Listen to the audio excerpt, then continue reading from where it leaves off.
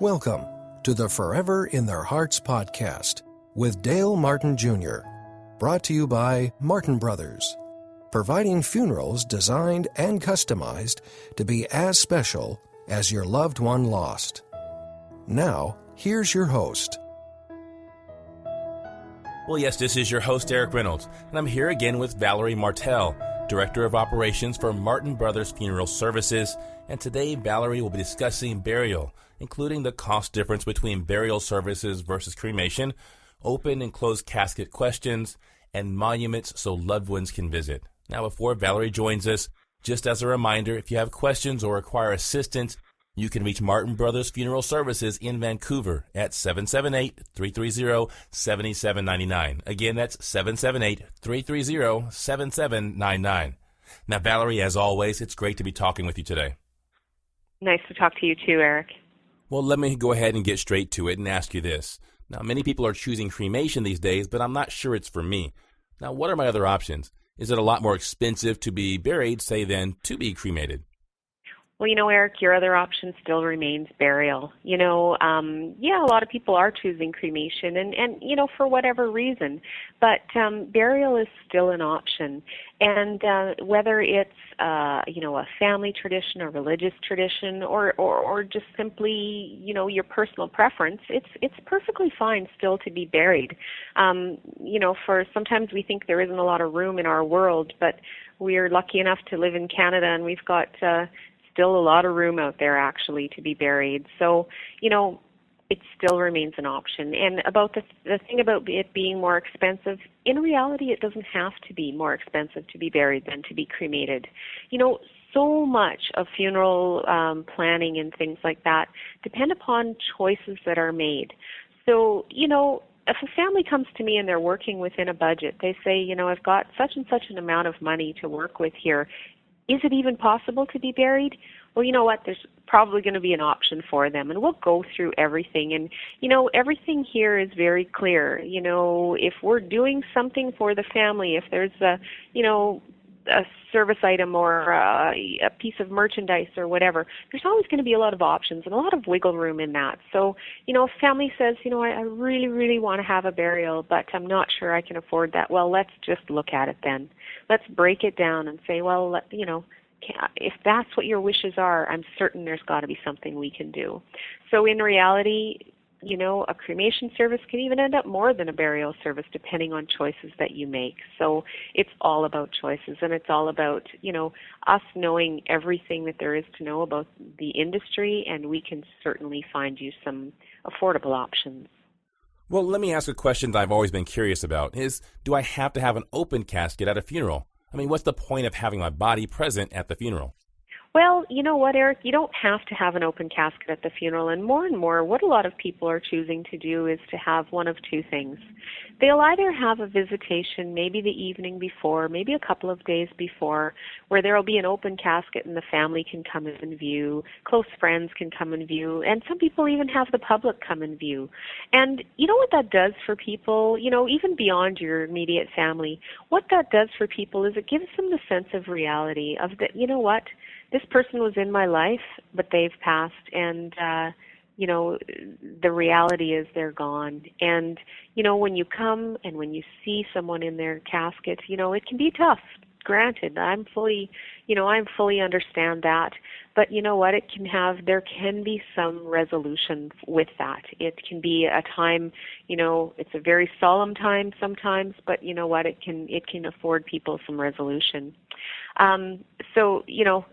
No, you don't have to have the casket open at the funeral itself, but it's a good idea maybe sometimes to have it open prior to the service. And then what we can do is we can close that casket for the service, and we can place the casket at the front of the venue where we're having the service. And, the point of having the body present at the funeral is this. There are some big times in your life. There's birth, sometimes there's marriage or some other kind of union. There's death, those are some of the biggies. There are graduations along the way. There are all kinds of things like that. And, where's the focal point in all of those? At birth, well, we all know what the focal point of that is.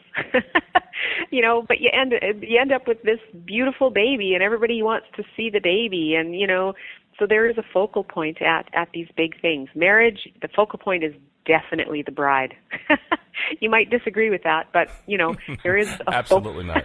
there is a focal point at all these big events. And, you're present for the birth of your child. You're present for your marriage. You're present for those graduations. And then sometimes you die and they don't allow you to be present. Your body goes away and is cremated or buried or whatever, and you're actually not there. And in reality, we know that the person has passed, but having the body present at the service, whether in a closed casket or an open casket, it just kind of it keeps the person that the person that we're remembering, it keeps them at the forefront of our mind then. We know that if the closed casket is there, you're not seeing that person. You're seeing a nice picture of them. We're always going to make sure there's a picture by the casket. But, it still allows that focal point. It still allows that, here we are today remembering, our great uncle. Well, he's there. He's there, however you want to feel about that. But, he's there, and it's just a focal spot. So that's kind of the reason we would have a body present at a funeral. Not saying it always has to be that way, but it is kind of a good thing to think about at the very least. Now, what are the choices as far as burial is concerned? I mean, what should I know about cemeteries? Well, you know what? Again, like anything, choices are endless. A lot of people like to, what we're finding anyway, is a lot of people like to, if they're going to be buried, they'll want to be buried where they have some family already buried. Because, in the past, it was more popular to be buried than it was cremated. So we all have sort of that cemetery where we know we've got some family present. And, we've had it where people might have their service in Vancouver and then, they're from somewhere else. And then we take them there and bury them.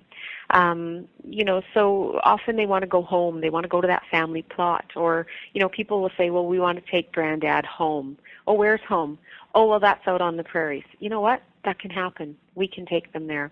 And so that's one thing. Your choices are endless. You can be buried where you currently live, or you can go back home to be buried, and that's perfectly fine. Or anywhere in between. I used to work in another province, and there's this particular cemetery that I would visit quite frequently. I would do a lot of services there. I have no connection to this little town, but you know what? It's one of my favorite cemeteries, and I often said to my husband, maybe we should get some plots there. And he, I'm sure, thought I was absolutely nuts because, why would we get plots there? We have no connection. Well, you know what? Whenever I've been there, the wind's been blowing. It's been lovely. It's, I have these nice memories of it. And so for whatever reason, that's, some people make choices as far as burial is concerned just based upon, I love that spot. What to know about cemeteries? Well, for one thing, there's a huge price difference in cemeteries. You can look and it's like real estate. If you want to be buried in the middle of Vancouver, it's probably going to cost you more money than it is to be buried elsewhere outside of the city. But, everything comes down to what's important to you, where you want to see your final resting place, and again, where maybe your family could possibly visit if they wish to do so. Well, now, can Martin Brothers help me get a monument to mark the grave so that my loved ones can visit? And what should I know about monuments? Again, yes. Martin Brothers, will take care of everything right through to that monument. There's no reason that a family has to wait to place a monument on a grave or a marker on a grave. We place a little temporary one the day of the funeral, but by all means, right after that happens, families can think about placing an actual monument. And, right from our offices, we can sit down. You'll sit down with the same person that you sat down with for your funeral arrangements. So your funeral director, in a lot of cases that's going to be me, I sit down with the family afterwards and, because I've gotten to know that family throughout funeral arrangements, because we've talked about what was important to their loved one, we've talked about style with the funeral, I tend to know what people's favorite colors are, what their favorite flowers are, what they did for a living and what they, did for hobbies, and, I get to know all of that stuff because I've built a relationship with these families. And so then we sit down and we started talking about a monument. And, I can say, because, again, options are endless, I could say, well, remember you were telling me that her favorite color or her favorite flower was a rose, and she grew roses all through her garden. Maybe take a look at this style, and there'll be, a rose motif on it. And some families will be like, oh, yes, we weren't thinking of that. Yeah, we could do that. And, so we can start talking about that, and we can put something together right here. And we have a monument company with whom we work very closely, and they get those monuments done, and they're done beautifully. And we make sure, when something's written in granite or written in bronze, it's going to last forever. So we make sure that it's just so. We make sure that, number one, there are no typos on it, because that would be the worst. But, so everything is checked and checked again. And, the family gets a printout of what it's going to look like before they actually put whatever it is you do to make marks in granite, or whether they cast that bronze, before that all starts, we are certain that the family is getting exactly what they want. So, we can help you get a monument. And what you should know about monuments, endless. Some people, a lot of that is personal preference. Some people like the large monuments that stand upright. I know that's what I want, definitely, is a nice big one, and then dark in a black granite. I've already got this in my mind because I've seen so many in my life. Some people want something that's like more natural, that maybe isn't raised above the grass. And certainly every cemetery has rules about the types of monuments that can go there. But we research that all for you, so you don't have to come in here knowing any of that. You can just say, here's the cemetery, tell me what I can have, and then let's start looking at our options. Now, Valerie, if I ultimately do wish to be buried, what are some of the things I need to think about now? Well, several things, Erik. One thing is, certainly you do need to think about where you'd like to be buried. And sometimes it's a really good idea to actually go and purchase plots. Like I was telling you before, I've talked about this before, maybe we should get some plots. And, that might be one thing, because like real estate, for the most part, plots don't tend to go down in price. The municipality or the city that owns the cemeteries, because most, in fact, are owned by cities now, just like real estate in that city, things tend to go up. So, once you've made that decision as to where you want to be, it might be worth, going out to that cemetery, looking around, deciding some things, and buying some plots. So that's one thing. You don't have to do that, but that's one thing to think about. Another thing to think about is actually making sure your family knows you wish to be buried. It's not a requirement that everyone in the family has to go out the same way. Your spouse could want to be cremated and you want to be buried, and that's perfectly fine.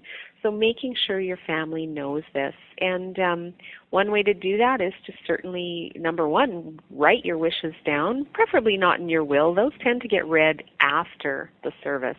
And wouldn't that be like a kind of an oopsie when you've done one thing and then you read the will and they're very adamant about what they want done. So make sure it's somewhere that's not in your will. Make sure that your family knows. And, you can file that information with us at any time. It's as simple as going to our website and, going to www.mbfunerals.com. And there's a big green button right there, right on the front page. And you can click that button, and it's a really simple form. And you can go through and put your wishes down. It's got room on there to say, I want to be buried or I want to be cremated. So, that's an important step. And then lastly, you can, by all means, prepay a funeral. So prearrange right to the last detail. And, and then certainly you've thought about it and your thoughts have gone that far, and that's a really smart idea. Now, Valerie, before we finish up today, do you have any final thoughts you'd like to share with our listeners? Yeah, Erik, I do. Everything is personal preference, but, taking that first step to start thinking about some of these things is really important. And the base of that is, do I want to be buried or cremated? just letting family members know, getting some information. People don't tend to walk into a funeral home every day to get information. I walk into a coffee shop every morning and grab myself a coffee, and I drink that coffee, and the next day or even a couple hours later, sometimes I need another one. Well, funerals are not like that. You don't buy a funeral every day. You don't get your funeral ideas put together every day. I know what I want when I walk into that coffee shop because I get the same thing every morning. But if you have ideas or questions or just something that's kind of in the back of your mind or nagging at you, stop in, or phone us and say, I want to look at some stuff. You are under absolutely no obligation to do anything. It's just an idea of most people don't know what's out there, and the options are endless. So come in and see us and start taking a look at some of that stuff. Well, Valerie, thanks so much for the conversation today, and I can see we're out of time. Now, for our listeners, can you think of someone who might benefit from what we've covered here today? Why don't you go ahead and forward this episode to them? I promise you they'll thank you for it. Now, also, if you have questions or require assistance, you can reach Martin Brothers Funeral Services in Vancouver at 778-330-7799. Again, that's 778-330-7799. Or visit their website that Valerie mentioned earlier at www.mbfunerals. Again, that's www.mb, like Martin Brothers, mbfunerals.com. Well, once again, Valerie, for myself, for the listeners, thanks so much for the conversation today. Thanks so much, Erik. Take care now.